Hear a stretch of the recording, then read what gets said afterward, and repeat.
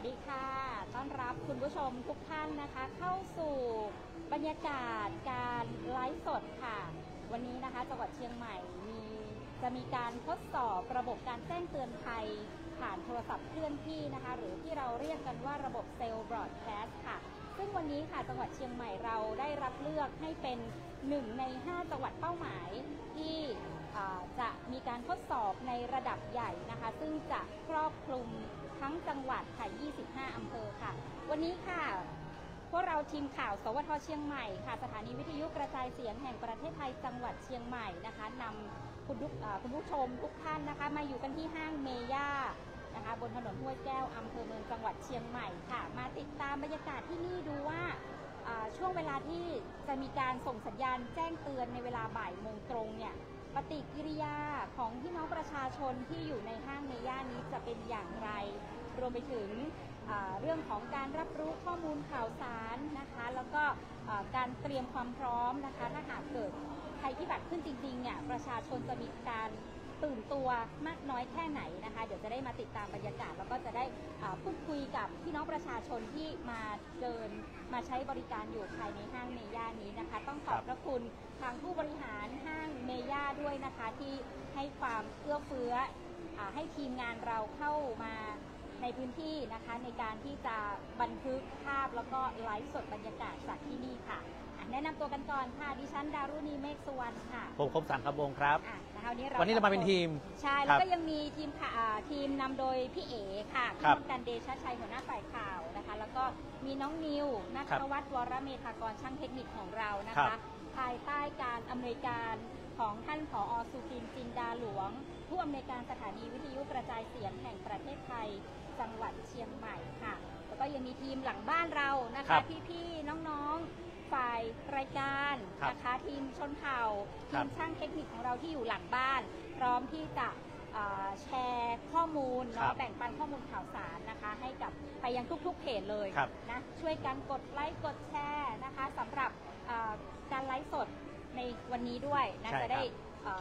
เรียกว่าเป็นการสร้างการรับรู้แล้วก็มีอีกหนึ่งช่องทางน้องใหม่ TikTok ของเราติดตามได้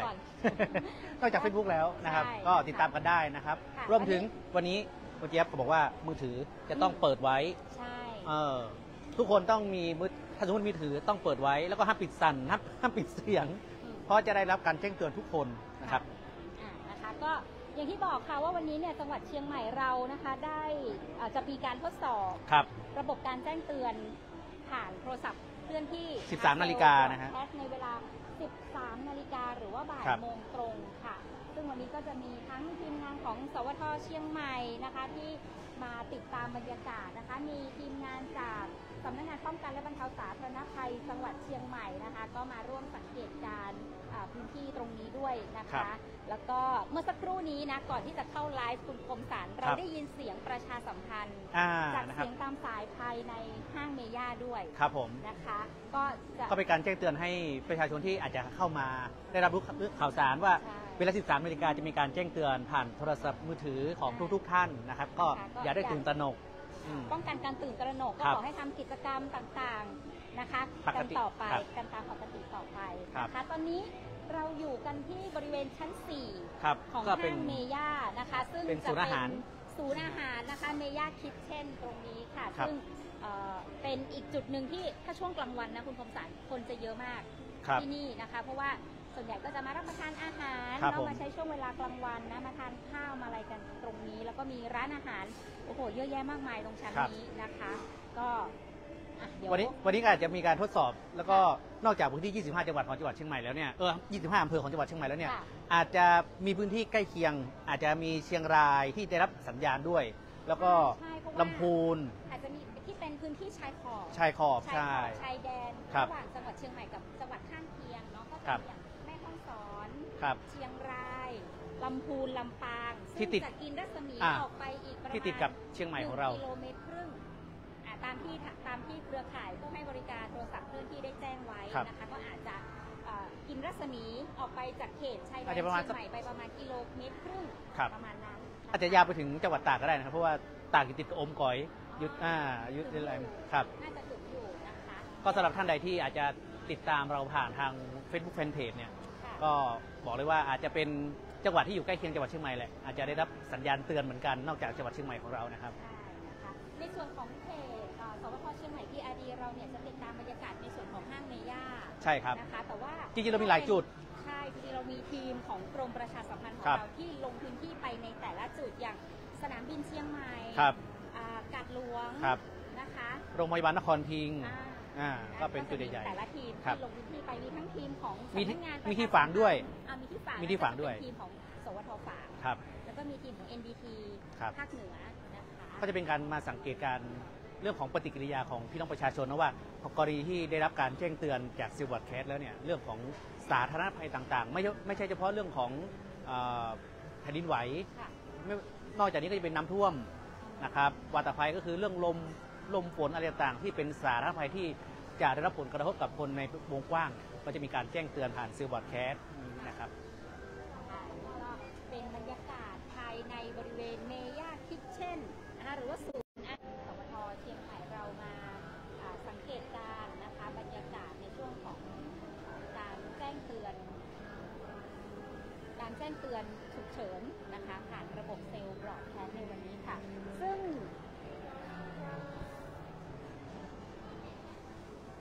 ซึ่งระบบเซลล์บรอดแคสต์นี้นะคะก็เป็นความร่วมมือนะคะของรัฐบาลของทางกสทช.หรือว่าคณะกรรมการกิจการกระจายเสียงกิจการโทรทัศน์และกิจการโทรคมนาคมแห่งชาติแล้วก็ผู้ให้บริการเครือข่ายโทรศัพท์มือถือนะคะที่ทุกค่ายเลยไม่ว่าจะเป็น AIS True หรือจะเป็น NT นะคะที่คือทุกเครือข่ายโทรศัพท์มือถือก็มาผนึกกำลังร่วมกันนะคะในการที่จะส่งข้อความแจ้งเตือนภัยนี้ไปยังพี่น้องประชาชนนะคะก็ถือว่าเป็นความร่วมมือระหว่างภาครัฐและภาคเอกชนที่ครับจริงการซ้อมเนี่ยเราซ้อมกันมา2 ครั้งละ2 ครั้งก็จะเป็นระดับเล็กแล้วก็ระดับกลางครับรอบนี้เป็นระดับใหญ่นะ5 อำเภอซึ่งเชียงใหม่ของเราก็เป็นหนึ่งใน 5 จังหวัดที่ได้รับเลือกนะครับเข้ามาในการเตือนภัยต่างๆนี้นะครับก็นอกจากจะมีจังหวัดเชียงใหม่แล้วนะคะการทดสอบในครั้งนี้ระดับใหญ่ในครั้งนี้เนี่ยก็จะมีจังหวัดพระนครศรีอยุธยาจังหวัดอุดรธานีจังหวัดนครศรีธรรมราชและกรุงเทพมหานครนะคะส่วนจังหวัดเชียงใหม่เราค่ะศูนย์บัญชาการการฝึกซ้อมในครั้งนี้นะคะก็จะอยู่ที่ห้องประชุม3ชั้น3สารกลางจังหวัดเชียงใหม่นะคะนอกจากจะติดตามบรรยากาศจากห้างเมย่านะคะจากเพจสวทเชียงใหม่ PRD เราแล้วยังสามารถติดตามเรื่องของบรรยากาศสถานการณ์เนาะการทดสอบระบบแจ้งเตือนภัยในภาพรวมของทั้งจังหวัดได้ที่เพจ PR เชียงใหม่ได้ด้วยก็อาจจะเปิดสลับกันไปนะคะเปิดสลับกันไปแต่ก็อย่าลืมติดตามสวทเชียงใหม่ครับคุณเจี๊ยบผมถามหน่อยบางคนเขาถามว่าถ้าสมมุติว่าโทรศัพท์ของป้าอุ้ยไม่อุ้ยเป็นแบบปุ่มกดทำยังไงดีจะมีการแจ้งเตือนไหมอะไรอย่างนี้จะเป็นการแจ้งในลักษณะของข้อความ SMS นะคะสำหรับโทรศัพท์ป้าอุ้ยแม่อุ้ยนะที่ยังใช้รุ่นปุ่มกดหรือว่ายังเป็นระบบ 2G 3G นะคะหรือว่ายังเป็นระบบ 2G 3G นะคะก็จะได้รับการแจ้งเตือนในลักษณะของข้อความ SMS แต่จะไม่มีเสียงเตือนนำก่อนจะเป็นข้อความที่ส่งกันปกติเหมือนเมื่อก่อนใช่เพราะว่าอันนี้รองรับตั้งแต่ Android เวอร์ชันเท่าไหร่ขึ้นไปฮะถ้าเป็น Android ระบบปฏิบัติการ Android เวอร์ชัน11ขึ้นไปถ้าเป็น iOS ก็เวอร์ชัน18ขึ้นไปนะคะทีนี้ถ้าใครใช้โทรศัพท์ที่เป็น iPhone เนี่ยมันจะมีต้องไปเปิดการตั้งค่านะต้องไปเปิดในระบบการตั้งค่าด้วยนะเขาจะมีให้เราไปเปิดระบบว่ารับการแจ้งเตือนภัยพิบัติหรือว่ารับการแจ้งเตือนฉุกเฉินต้องไปเปิดด้วยนะคะสำหรับถือว่านับถอยหลังกันนะใช่ตอนนี้เวลา12:55 นาทีค่ะคุณผู้ฟังตอนนี้เราจะเริ่มนับถอยหลังกันแล้วนะคะอีก5 นาทีค่ะที่เราจะได้รับสัญญาณแจ้งเตือนนะคะทีนี้ข้อความคุณคมสันข้อความที่คุณผู้ชมจะได้รับนะคะข้อความที่จะได้รับนะคะจริงๆต้องบอกไปอย่างนี้ที่คุณจะบอกไว้ว่าข้อความที่จะได้รับเนี่ย ย้ำเตือนกันนิดนึงครับในข้อความนั้นจะไม่มีการแนบลิงก์ให้กดอะไรต่างๆเด็ดขาดอันนี้ฝากเตือนด้วยนะฮะใช่ครับ นะคะข้อความที่ขึ้นก็จะมีทั้งภาษาไทยและภาษาอังกฤษนะคะถ้าเป็นภาษาไทยเนี่ยจะมีข้อความขึ้นมาก่อนจะมีข้อความขึ้นมาจะมีเสียงเตือนก่อนจะดังเป็นระยะเป็นสัญญาณเตือนดังอยู่นะประมาณ8วิแล้วก็จะสั่นเตือนดังเตือนไปเรื่อยๆนะคะ8วินาทีนะคะทีนี้ข้อความค่ะที่จะขึ้นบนหน้าจอของคุณผู้ชมนะคะจะขึ้นว่าทดสอบแจ้งเตือนภัยเซลล์บรอดแคสต์จากกรมป้องกันและบรรเทาสาธารณภัยวงเล็บปพโปรดอย่าตื่นตระหนกจะได้รับข้อความแบบนี้นะคะแล้วก็จะมีภาษาอังกฤษกำกับอยู่ตรงด้านล่างนะคะโดยข้อความภาษาอังกฤษเนี่ยก็จะเป็นข้อความระบุว่า This is test message from Department of Disaster Prevention and Mitigation DDPM No action required นะคะอันนี้ก็คือจะเป็นข้อความภาษาอังกฤษที่จะมีการแจ้งเตือนคู่กับข้อความภาษาไทยแล้วก็พร้อมกับเสียงสัญญาณเตือนย้ำว่าจะไม่มีลิงก์แนบมาแต่อย่างใดนะคะแล้วก็จะลักษณะข้อความจะเป็นป๊อปอัพขึ้นมาพอเรากดอ่านปุ๊บข้อความก็หายไปก็บอกว่าถึงแม้ว่าถึงจะมีลิงก์เข้ามามีแหละคุณวิชาชีพอาจจะแอบแฝงเข้ามาถึงมีลิงก์เข้ามาก็อย่ากดเด็ดขาดนะครับก็อย่าเข้าไปกดนะฮะนี่แหละเพราะว่ากลุ่มวิชาชีพเขาอาศัยทุกช่องทางที่จะเข้ามาเรื่องของทำให้เกิดความเสียหายนะครับกับคนที่ใช้โทรศัพท์มือถืออยู่ตอนนี้อยากถามว่าท่านผู้ฟังเนี่ยที่รับฟังเราอยู่หลายๆท่านเนี่ยตอนนี้รับฟังกันที่ไหนบ้างนะครับอยากรู้ว่าท่านผู้ฟังรับฟังเราที่ไหนนะก็จะได้รับฟังที่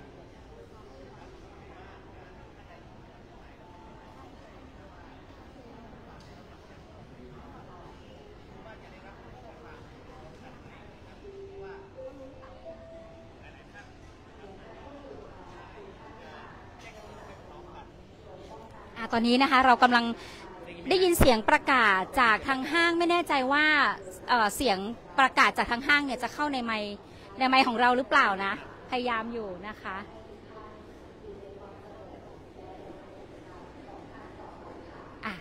เนี่ยนี่จะเป็นเสียงประกาศแจ้งประชาสัมพันธ์จากทางห้างเมย่านะคะก็จะเป็นประกาศเนี่ยย้ำ2 ครั้งนะครับก็ประกาศให้เรียกว่าท่านใดที่เข้ามาอยู่ในห้างเมย่าจะได้รับทราบพร้อมกันหมดเลยว่าเวลา 13 นาฬิกาจะมีการแจ้งเตือนนะครับจะมีการแจ้งเตือนของ SMS นะครับท่านผู้ฟังที่ติดตามรับฟังเราอยู่เนี่ยนะครับสามารถบอกเราได้ด้วยนะว่าฟังอยู่ที่ไหนอำเภออะไรนะแล้วก็ใช้เครือข่ายอะไรอยู่อะไรอย่างเงี้ยจะได้รู้ว่าใครได้รับแจ้งเตือนก่อนกันแน่ผมกับคุณเจี๊ยบเนี่ยกำลังลองดูอยู่ว่าใครจะเดี๋ยวเปิดโทรศัพท์ตัวเองก่อนเลยลองดูพอดีเครื่องที่ถืออยู่นี้จะเป็น Android นะคะคุณผู้ชมเครื่องที่ถืออยู่นี้จะเป็นระบบ Android นะคะขอเน็บไมค์ก่อนจริงๆแล้วเราก็อยากมีโทรศัพท์แบบปุ่มกดเนาะจะได้เทสจะได้รู้ว่าจะเป็นยังไงใช่ไหมการแจ้งเตือนยังไงบ้างนะครับแต่ว่าโทรศัพท์ในมือของคุณคมสันเป็นอะไรคะเป็น Android ทั้ง2 เครื่องแต่ว่าต่างเครือข่ายครับข่ายกันค่ะของที่ฉันก็เป็น Android เหมือนกันเป็น Android 11ครับเดี๋ยวรอดูว่าพอจะมีข้อความขึ้นมาอย่างไรบ้างตอนนี้นับถอยหลังได้อีก3 นาทีตอนนี้เที่ยง57แล้วนะคะอีก3 นาทีที่จะมีการแจ้งเตือนนะคะจริงอยากเทส iOS แต่ว่าใช้ไลฟ์อยู่เครื่อง iOS ใช้ไลฟ์อยู่นะคะถ้าเป็นเครือข่ายเขาเรียกว่าเครือข่ายยี่ห้อหรือว่าเดียวกันเนี่ยผมว่าน่าจะได้พร้อมกันแต่ต่างค่ายเนี่ยในต่างค่ายอาจจะมีการแจ้งเตือนก่อนหลังเนี่ยอาจจะหน่วงกันไม่เท่าไหร่ไม่ห่างกันไม่เท่าไหร่ใช่แล้วถ้าเกิดว่าใครที่อาจจะจังหวะอยู่ในจุดที่อับสัญญาณจุดที่ไม่มีสัญญาณหรือว่าปิดเครื่องชั่วคราวในช่วงเวลาที่มีการแจ้งเตือนในเวลาบ่ายโมงตรงแล้วเปิดเครื่องหลังจากนั้นถ้าเป็นอยู่ในระยะเวลา10 นาทีหลังจากบ่ายโมงตรงเนี่ยอาจจะยังได้รับข้อความแจ้งเตือนอยู่นะเพราะว่าเขาจะเรียกว่าเหมือนเป็นรีเซ็ตระบบนะคะรีเซ็ตที่จะมีการส่งย้ำเป็นระยะทุก20 วินาทีก็บางคนเช่นตอนนี้กำลังแลนดิ้งเลยใช่นะคะก็จะตอนแรกก็อยู่บนเครื่องก็อาจจะโผล่เหมือนการบินอยู่อะไร พอ นะคะ เครื่องแตะพื้นก็สามารถเปิดได้ อืม เขาก็อาจจะเตือนตอนนั้น อืม นะครับในระยะเวลา10 นาทีอย่างที่เทียบบอกไปนะ ใช่ค่ะ ทีนี้หลาย ๆ คนอาจจะยังงงๆว่าเขาจะแจ้งเตือนเฉพาะแผ่นดินไหวหรือเปล่า ครับ เพราะอย่างแผ่นดินไหวเนี่ยเป็นภัยที่เป็นภัยชนิดเดียวที่ไม่สามารถแจ้งเตือนล่วงหน้า ไม่สา ได้ มารถคาดเดาได้ว่าจะเกิดขึ้นเมื่อไหร่ แล้วก็ ใช่ จะรุนแรงขนาดไหน ใช่ อ่า ก็คือต้องให้เกิดขึ้นก่อนแล้ว ครับ ถึงจะมีการแจ้งเตือน แต่ถ้ามันเกิดขึ้นแล้วเนี่ยถ้าหากว่าระบบเราได้มีการใช้งานจริง ๆ เนี่ยก็จะต้องมีการแจ้งเตือนทันที ครับ นะคะ ส่วนเรื่องของ ครับ ภัยที่สามารถแจ้งเตือนได้ น้ำท่วม อย่างเช่นน้ำท่วม ดินโคลนถล่ม อ่า อะไรอย่างเงี้ย ครับ อันเนี้ยก็อาจจะมีการแจ้งเตือนเป็นเฉพาะพื้นที่ ครับ ที่มีความเสี่ยงนะคะตามประกาศของทางปพหรือว่าของทางกรมอุตุ หรือว่าหน่วยงานที่เกี่ยวข้องที่จะมีการแจ้งเตือน ครับ ก็อาจจะนี่แหละแจ้งเตือน เพราะว่ามันสามารถที่จะจำกัดวง จำกัดวงได้ เฉพาะพื้นที่ได้ ครับ เฉพาะพื้นที่เสี่ยง หรือจะกินพื้นที่เป็นวงกว้าง ถ้าหากว่าภัยนั้นเนี่ยเป็นภัยระดับใหญ่ที่มีความเสี่ยง ครับ กินพื้นที่เป็นบริเวณกว้าง เพราะว่าจริงๆแล้วอย่างคุณเทียบบอกไปคือเป็นภัยที่สามารถคาดเดาได้ เรื่องน้ำท่วมน้ำมาเท่าไหร่แล้ว ใช่ ฝนตก พี่น้องประชาชน การแจ้งเตือนแล้วให้ไหม มีได้รับโทรศัพท์แจ้งเตือนไหมคะได้รับโทรศัพท์แจ้งเตือนเหมือนกันอันนี้เป็นแจ้งประชาสัมพันธ์ค่ะ ถ้าเป็นแจ้งเตือนจะเป็นแบบนี้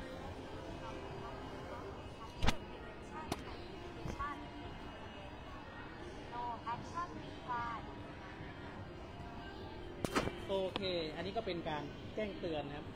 มีทั้งระบบสั่นมีทั้งระบบสั่น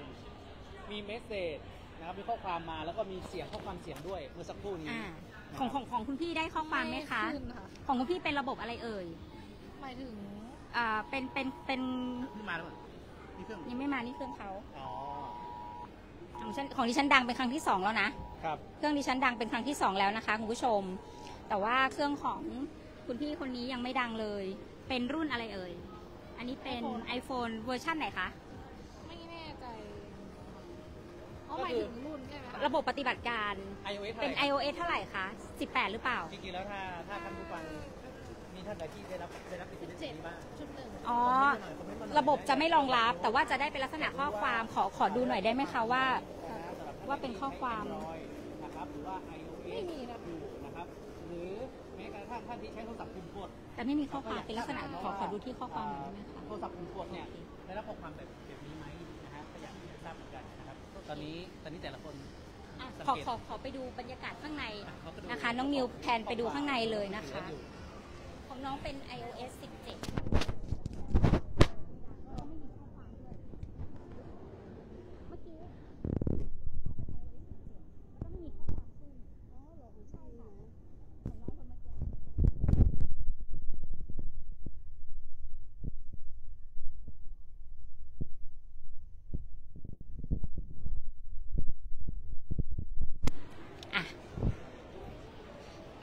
เดี๋ยวเรา ตื่นเต้นกันเลยเราได้ตื่นเต้น เมื่อกี้ก็ทุกคนก็ ท่านก็ ก็ยังใช้ชีวิตกันตามปกตินะ ดูไม่ค่อยตื่นตระหนกกันสักเท่าไหร่นะคะ ก็อาจจะเป็นด้วยได้รับแจ้งข่าวสารประชาสัมพันธ์จากทางห้างก่อนหน้านี้นะคะ ที่มีการประกาศประชาสัมพันธ์กันเป็นระยะนะคะเดี๋ยวเราจะไปสัมภาษณ์ดีกว่าเนาะไปพูดคุยกับพี่น้องประชาชนที่มารับบริการนะคะ ตรงนี้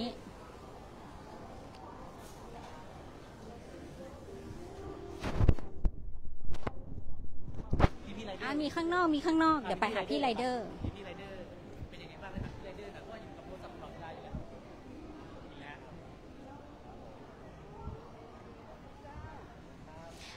สวัสดีค่ะพี่ค่ะพูดคุยกันนิดนึง เมื่อกี้ได้รับสัญญาณแจ้งเตือนไหมคะ ได้รับครับผม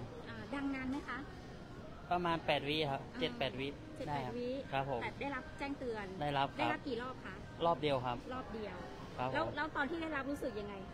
ตกใจไหม ตอนแรกตกใจครับ แล้วพอดูเห็นเป็นเจ้าข้อความก็เลยเฉยๆครับ อ๋อก็คือเขาขึ้นเตือนว่าเป็นการทดสอบระบบ ครับ ก็เลย ผม ไม่ได้ตกใจอะไร ครับ นะคะนี่ก็เป็นอีกหนึ่งตัวอย่างของประชาชนที่ ได้รับข้อความการแจ้งเตือนแต่ก็ไม่ได้ตื่นตระหนกนะ เพราะว่าก็ข้อความเขาก็บอกอยู่แล้วว่าเป็นการแจ้งเตือนทดสอบ นะคะขอบคุณมากเลยค่ะอ่ะ เป็นกีฬาเดินนะเพราะว่า เขาต้องอยู่กับโทรศัพท์ตลอดเวลาอยู่แล้วใช่ก็จะได้รับการแจ้งเตือน นะคะอ่ะเดี๋ยวเราไปเดินดูบรรยากาศรอบๆภายในห้างตรงนี้สักนิดหนึ่งนะคะว่าเป็นยังไงสวัสดีค่ะสวัสดีค่ะอ่ะ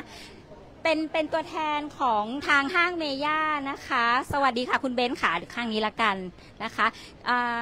พูดคุยกับทางเจ้าหน้าที่ของห้างเมย่าสักนิดนึงค่ะว่าในส่วนของทางห้างเมย่าเนี่ยได้มีการดำเนินการในการสร้างการรับรู้หรือว่าประชาสัมพันธ์ให้กับประชาชนที่มาใช้บริการในห้างนี้ยังไงบ้างเกี่ยวกับเรื่องของการทดสอบการแจ้งเตือนเนี่ยค่ะ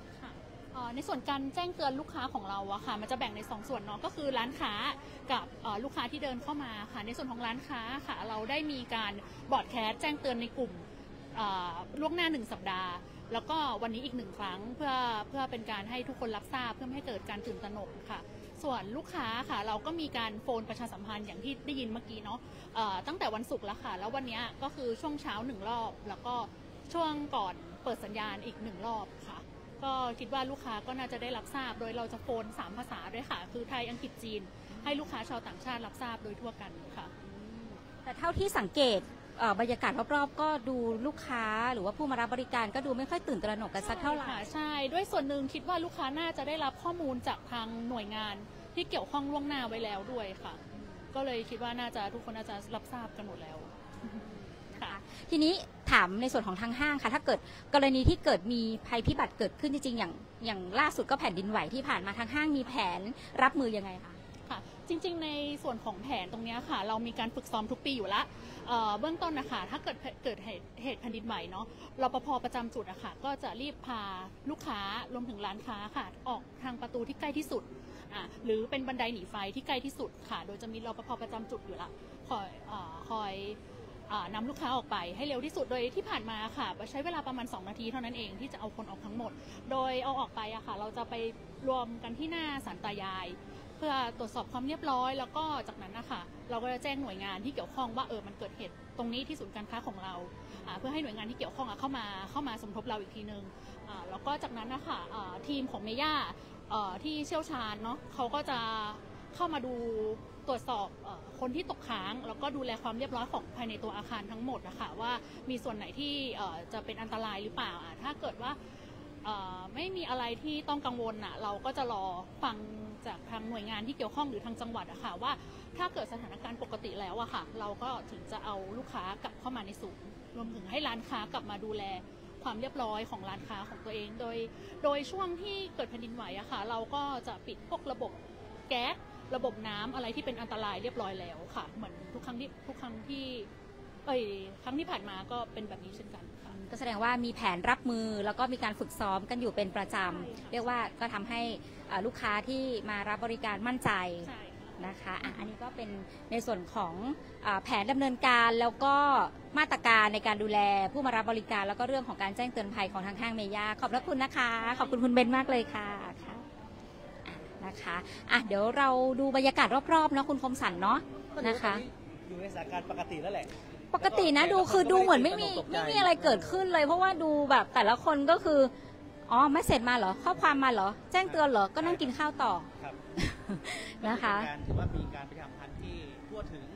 ค่ะประชาชนได้รับข้อความกันทั่วถึงนะครับแล้วก็อย่างเมื่อสักครู่เห็นแต่ละคนเนี่ยที่กำลังทานข้าวอยู่ก็หยิบโทรศัพท์มาดูแค่นั้นเองเพราะว่าเสียงการแจ้งเตือนมันเสียงมันจะแตกต่างจากโทรศัพท์ทั่วไปอย่างเราเป็นแจ้งเตือนเมสเสจอะไรต่างๆหรือว่าโทรศัพท์เข้าอะไรเงี้ยเสียงก็จะไม่ใช่เสียงนี้นะครับก็ท้ายๆก็จะมีเสียงของโอเปอเรเตอร์นะครับเมื่อสักครู่นะฮะถ้าทุกฟังที่ฟังต้นคลิปก็จะได้ยินมีเสียงจากโอเปอเรเตอร์จากเครือข่ายมือถือที่แจ้งเตือนผ่านโทรศัพท์เคลื่อนที่ของเราด้วยนะคะคุณผู้ชมนะคะที่ติดตามรับชมอยู่การแจ้งเตือนของแต่ละท่านเป็นอย่างไรนะแจ้งเราเข้ามาได้นะคะได้รับไม่ได้รับอย่างไรได้รับในลักษณะไหนมีเสียงแจ้งเตือนมีข้อความหรือว่าได้แต่ข้อความนะคะแจ้งเรากันได้แล้วก็มีน้องท่านหนึ่งที่ไม่รับแจ้งข้อความเป็น iOS ที่ต่ำกว่า18ฮะเมื่อกี้เราเจอเคสหนึ่งที่ไม่ได้ข้อความไม่ได้เสียงแจ้งเตือนพอถามว่าเป็นระบบปฏิบัติการเวอร์ชั่นไหนน้องบอกเป็นเวอร์ชั่น17 เวอร์ชัน17 ซึ่งระบบยังไม่รองรับแต่ว่าตามที่เราได้แจ้งไปเนี่ยถ้าเป็นเวอร์ชันต่ำกว่า18ถ้าเป็น iOS นะเวอร์ชันต่ำกว่า18จะได้เป็นลักษณะของข้อความ แต่ทีนี้ก็ยังไม่เห็นข้อความเดี๋ยวก็จะต้องแจ้งกลับไปทางศูนย์นะคะก็เป็นอีกหนึ่งเคสละกันเนาะนะจะได้แจ้งกลับไปทางศูนย์ว่ามีปัญหาแบบนี้เพื่อที่จะได้นำไปปรับปรุงระบบให้มีประสิทธิภาพดียิ่งขึ้นนะคะจะมีหลายท่านที่อาจจะใช้เวอร์ชันที่ต่ำกว่า18ค่ะโดยเฉพาะ iOS นะครับอาจจะด้วยไม่ได้อัปเดตบ้างล่ะหรือโทรศัพท์อาจจะไม่ซัพพอร์ตที่จะอัปเดตระบบในเป็นเวอร์ชัน18นะครับก็อาจจะต้องมีการปรับปรุงข้อมูลหรือการแจ้งเตือนต่างๆอาจจะเป็นข้อความสั้นแบบโทรศัพท์คุณกดไหมอะไรอย่างเงี้ยนะแล้วก็ดูเนี่ยภาพรวมส่วนใหญ่ก็ไม่ค่อยตื่นตกใจกันเลยนะสำหรับตรงนี้นะคะตอนนี้ 13:09 นาทีค่ะคุณผู้ฟังคุณผู้ชมหลายหน่วยงานหลายสื่อโซเชียลมีเดียตอนนี้มีเริ่มมีโพสต์เฟซบุ๊กนะของเชียงใหม่บอกว่าท่านใดที่ได้รับSMS บ้างและข้อความกันบ้างนะครับหลายๆท่านก็ถ่ายคลิปมือถือของแต่ละคนเนาะว่ามีความตื่นเต้นนะครับเรื่องของการได้รับการแจ้งเตือนนะฮะของระบบนะครับแจ้งเตือนความปลอดภัยเซียร์เบอร์แคสที่มีการทดสอบวันนี้นะครับสิ่งเราอยากคุยกับลูกค้าของห้างมากเลย แต่อาจจะเขินไมค์กัน ไม่ค่อยมีใครอยากคุยกับเราต้องถามว่ามีไหมบางคนอาจจะหลับทานข้าวเสร็จแล้วหลับอยู่สะดุ้งกันไหมตอนมีแจ้งเตือนนะอาจจะเคลิ้มหลับอะไรนะหรือว่าท่านใดที่กำลังขับรถอยู่อะไรเงี้ยเพราะว่าโทรศัพท์แจ้งเตือนแล้วก็สั่นเนี่ยใช้ระยะเวลาประมาณสัก8 วินาทีก็ถือว่านานพอสมควรนะครับแล้วก็อย่างของผมเมื่อสักครู่เนี่ยเป็นเครือข่าย AIS นะครับที่มีเสียงออเปอเรเตอร์นะครับตามหลังจากข้อความแล้วก็เสียงเตือนมานะครับเป็นการแจ้งเตือนข้อความมามีข้อความมีคอมเมนต์เข้ามาค่ะคุณอุศนีนะคะบอกว่าดังชัดเจนเจ้าคุณณภศรนะคะพี่ณภศรบอกว่ามีทั้งเสียงและข้อความเจ้าคุณพระเครื่องทั่วไทยค่ะบอกว่าเครื่องนี้ดังเตือนอีกเครื่องไม่เตือนครับก็แสดงว่ามีโทรศัพท์2 เครื่องนะคะอาจจะดังเครื่องนึงไม่ดังเครื่องนึงนะคะคอมเมนต์กันมาได้นะคะว่าการได้รับข้อความแจ้งเตือนเป็นอย่างไรเนาะเพราะว่าเราจะต้องเช็คต้องตรวจสอบนะคะเอาละค่ะตอนนี้เราอยู่กับเจ้าหน้าที่นะคะทีมงานของปภ.เชียงใหม่ใช่ไหมคะที่มาร่วมสังเกตการตรงนี้เป็นยังไงบ้างคะวันนี้ก็เมื่อสักครู่นะคะที่ร่วมสังเกตการก็คือว่ามีลูกค้าเนี่ยนะคะบางท่านที่ว่าอาจจะได้รับแล้วก็ไม่ได้รับบ้างเนี่ยนะคะหรือว่าอาจจะมาช้าซึ่งอาจจะเป็นขึ้นอยู่กับเครือข่ายแบบเครือข่ายของโทรศัพท์มือถือค่ะเพราะว่าเมื่อกี้ที่ดูนี่คือจะเป็นของ AIS นะคะที่ว่าจะดังก่อนแล้วก็พอดีคุยกับทางทีมงานเมย่าเลยนะคะก็ทูมูฟนี่จะตามมาทีหลังค่ะแล้วก็เห็นมีบางท่านใช้ของดีแท็กดังเหมือนกันแต่ว่าจะช้าหน่อยตรงนี้คงน่าจะขึ้นอยู่กับตรงระบบของเครือข่ายด้วยค่ะระบบได้รับไล่เลี่ยกันมีแบบว่าที่ได้รับแต่ข้อความแล้วไม่มีสัญญาณดังเตือนบ้างไหมคะเท่าที่ดูไม่มีค่ะคือมีสัญญาณมีข้อความและสัญญาณแต่ว่าสัญญาณเนี่ยที่ว่าจากการสัมภาษณ์หลายๆท่านนะคะก็คือว่าสัญญาณมันอาจจะเบาไปนิดนึงคือระดับความดังนะคะมันอาจจะเบาไปนิดนึงถ้าเป็นอย่างคุณสุภาพสตรีเก็บโทรศัพท์ไว้ในกระเป๋าอาจจะไม่รู้สึกนะคะแสดงว่าสัญญาณความดังของสัญญาณเนี่ยไม่ได้ขึ้นอยู่กับโทรศัพท์แต่ละเครื่องไหมคะไม่ได้ขึ้นอยู่กับโทรศัพท์เพราะเสียงจะเหมือนกันหมดเลยก็คือจะต้องมาจากส่วนกลางที่เป็นหน่วยที่เป็นผู้ที่ส่งสัญญาณเตือนนะคะก็มีคอมเมนต์ว่าเสียงเบาไปนิดนึงอยากให้ดังกว่านี้เห็นทางหลายท่านนะคะมีคอมเมนต์ก็ได้จะโดยเฉพาะสุภาพสตรีเนาะที่มีกระเป๋าหิ้วกันใช่บางทีแบบเก็บเป็นกระเป๋าแต่ก็อาจจะรู้สึกได้จากการสั่นนะคะก็มีทั้งสั่นแล้วก็เสียงนะคะนี่ก็เป็นอีกหนึ่งการสังเกตการณ์ละกันเนาะจากทีมของทางสำนักงานปภ.เชียงใหม่นะคะวันนี้ก็มีทีมมาร่วมสังเกตการณ์ด้วยค่ะขอบพระคุณมากเลยค่ะ ตอนนี้กี่โมงแล้วคุณคมสัน ตอนนี้ 13:15 นาทีไหม ครับ เครื่องดิฉัน15 นาทีแล้ว อ่ะ คอมเมนต์กันมาได้นะครับสำหรับท่านใดที่ได้รับข้อความหรือไม่อย่างไรนะครับ อยู่ในพื้นที่ไหน คุณ คุณพระเครื่องทั่วไทยอยู่ที่นครศรีธรรมราช ค่ะ บอกว่าอาจจะมี2เครื่องไงเมื่อกี้ ครับ บอกว่าเครื่องนี้ดังเตือนอีกเครื่องไม่เตือน มีจังหวัดไหนบ้างฮะเชียงใหม่ อ่า ที่แจ้ง ดิฉัน เตือน เห็นแค่นี้ ที่ เครื่องดิฉันเห็นแค่นี้ ขออนุญาตดูโพยนิดนึงฮะ อ่าแล้วก็คุณสุภาพค่ะบอกว่าชัดเจนค่ะ ชัดเจนนี่หมายถึงไลฟ์ของเราหรือว่าสัญญาณเตือน อ๋อ ที่ชัดเจนนะคะ พันธมิตรเครือข่ายครับก็มีเชียงใหม่ ค่ะ อุดรธานี อืม พระนครศรีอยุธยา นครศรีธรรมราช แล้วก็กรุงเทพมหานคร ไม่แน่ใจว่าคุณสุภาชัยนะแฟนคลับของเราอยู่ที่ดอนเมืองได้รับ SMS หรือไม่อย่างไรนะ ใช่เพราะว่าครอบคลุมทั้งจังหวัดนะครับ นะคะ แล้วก็รวมไปถึงคุณผู้ชมที่ติดตามรับชมอยู่ในพื้นที่ที่เคยได้รับการทดสอบระบบไปก่อนหน้านี้ สามารถเล่าสู่กันฟังได้แชร์ประสบการณ์กันได้นะคะว่าตอนที่ได้รับข้อความเนี่ยเป็นยังไงแล้วก็รู้สึกยังไงตกใจไหมนะคะ หรือว่าอ๋อทราบมาก่อนแล้วก็เลยไม่ได้ตกใจอะไรนะ แล้ว คะ ก็ท่านใดFC ของเรา อืม นะผู้ฟังของเราที่ติดตามวิทยุสรเชียงใหม่ที่อยู่ในพื้นที่ลำพูนหรือว่าน่าจะอาจจะมีบางท่านนะที่ได้รับ SMS เหมือน ที่อยู่พื้นที่แบบชายแดน ติดกัน ใช่ไหม เช่น พื้นที่ ติดอำเภอสารพีอะไรอย่างเงี้ย อ่า ติดอำเภอสารพีนะครับที่สันปะตองอย่างเงี้ยที่ติดกันนะครับท่านใดได้รับ SMS บ้างเนาะได้รับการแจ้งเตือนบ้างนะถือว่าเป็นการรอบนี้เป็นการทดสอบใหญ่เพราะเรามีการทดสอบมา2 รอบแล้วรอบเล็กรอบกลางเรียบร้อยแล้วนะครับ ค่ะ รอบกลางล่าสุดก็อาทิตย์ที่ผ่านมาก็ที่ลำปางใกล้เคียงเราลำปางเชียงรายนะครับเนี่ยรอบนี้ก็เป็นที่เชียงใหม่นะครับก็ถือว่าเป็นพื้นที่ที่มีทั้งประชากรประชาชนและก็นักท่องเที่ยวเนี่ยค่อนข้างที่จะเยอะนะครับก็มีการแจ้งเตือนจริงๆเรามีท่านที่ติดตามเรื่องของการไลฟ์ของเราอยู่นะมีท่านไหม อ่ะตอนนี้ดูบรรยากาศรอบๆนะคะคุณผู้ชมค่ะ ตอนนี้เราอยู่กันที่ห้างเมย่านะคะ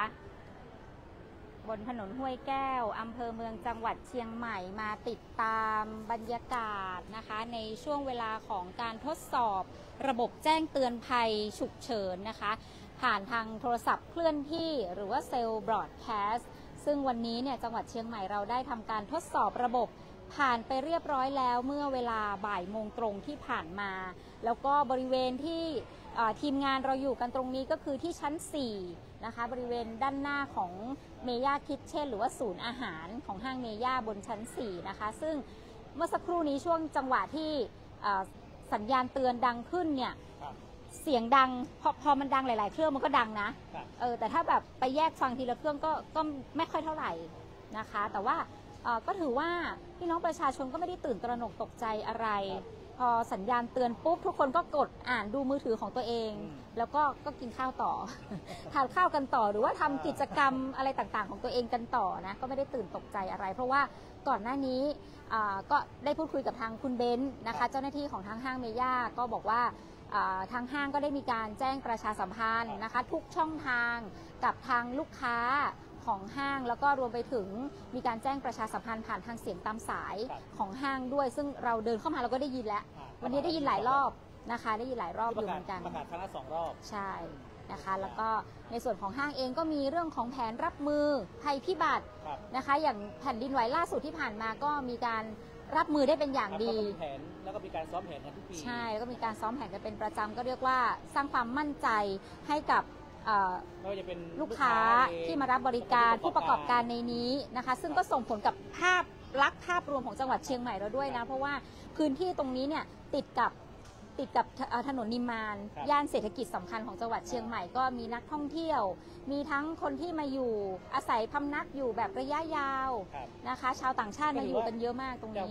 จะว่าไปแล้วก็ถือว่าเป็นย่านกลางเมืองย่านเศรษฐกิจที่ไม่ว่าจะเป็นนักท่องเที่ยวเองนะครับหรือว่าวัยรุ่นส่วนมากก็จะมาที่นี่กันนะกลุ่มวัยรุ่นพอเรามีการทดสอบแบบนี้แล้วก็บวกกับมาตรการของทั้งห้างที่มีการรับมือกับภัยพิบัติก็เรียกว่าสร้างความมั่นใจให้กับนักท่องเที่ยวที่มาเยือนจังหวัดเชียงใหม่บ้านเรานะคะอ่ะนี่ก็เป็น ไลฟ์สดนะคะไลฟ์สดบรรยากาศของการติดตามการทดสอบระบบการแจ้งเตือนภัยพิบัติผ่านโทรศัพท์เคลื่อนที่นะคะหรือว่าเซลล์บรอดแคสต์ของจังหวัดเชียงใหม่ในส่วนของห้างสรรพสินค้าเมย่าค่ะโดยทีมงานของสถานีวิทยุกระจายเสียงแห่งประเทศไทยจังหวัดเชียงใหม่ค่ะกรมประชาสัมพันธ์นะคะสามารถติดตามทีมอื่นๆได้แล้วก็รวมไปถึงติดตามภาพรวมได้นะคะทั้งจังหวัดเชียงใหม่แล้วก็รวมไปถึงอำเภอต่างๆได้ที่หน้าเพจ PR เชียงใหม่นะคะวันนี้ในส่วนของห้างเมย่ากับทีมงานสวทเชียงใหม่ค่ะก็คงต้องจบการไลฟ์ลงแต่เพียงเท่านี้นะคะขอบพระคุณสำหรับทางห้างเมย่าด้วยที่ให้ความอนุเคราะห์เราเข้ามาติดตามบรรยากาศในพื้นที่แห่งนี้นะคะแล้วก็ขอบคุณผู้มีส่วนเกี่ยวข้องทุกท่านนะคะในที่ทำให้การทดสอบระบบในวันนี้เนี่ยผ่านไปด้วยดีนะคะก็ไปติดตามกันต่อที่หน้าเพจ PR เชียงใหม่กันได้